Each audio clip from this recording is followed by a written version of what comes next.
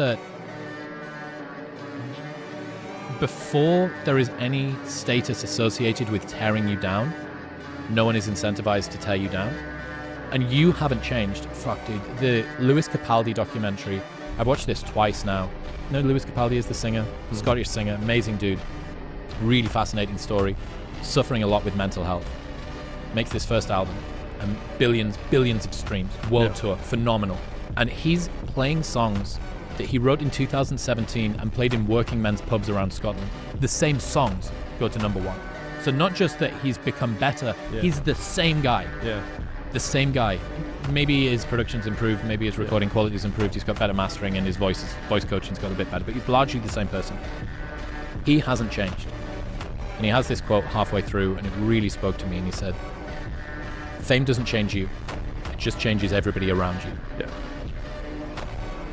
And that when you're on your way up, everyone roots for you because you remind them of their dreams. When you're at the top, everyone tears you down because you remind them that they gave up on them. That really, that spoke to me. I wrote an essay on this because I'm a psychopath. Yeah. Yep. When I was a gym owner. So a lot of people don't know this, but I got a writing scholarship in college. Like I was a vice president of the newspaper. I was editor of the creative writing magazine. So like I've been writing for a long time. I enjoy writing. And I wrote this essay. I said, I think the title of it was, "Everyone believes in the American dream until it comes true." And I remember because what had happened was everybody, when I was sleeping on the gym floor, right? Like, I was the underdog, and everyone, my clients were all like, "Oh, good for you. You're going after your dream." And they'd see my blanket and my pillow in the corner of the gym, and they knew I was sleeping there. And it was evident, I lived there. I didn't have a shower. I didn't have a shower to go to the YMCA. I had to go shower. And that everybody was like pro me. And then people would come in, they sign up like, I'm gonna support you, right? And then within 9 months, I had hired people and I had a manager, and I pulled up, and I remember I walked in the lobby, and all the same people were like, "Oh, boss man's here. Oh, you're not too good for us now," right?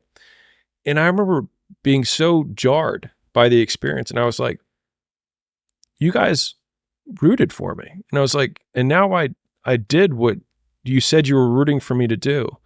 And that was when I realized that people want you to do well, but not better than them. And I was like, I had gone from underdog to the man. And I was like, when does that happen? And the litmus test of when it happens is depends on who the person is. Because for the person who was working at my gym, who, was a janitor or a cleaner, it happened really quick, right? For the people who were more successful, it took longer.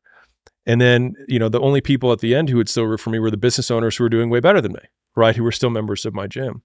And so that was a really interesting experience that happened when I was 23. And that was the first time I went from underdog to the person that someone would want to attack. But I had a performance coach tell me this. He said,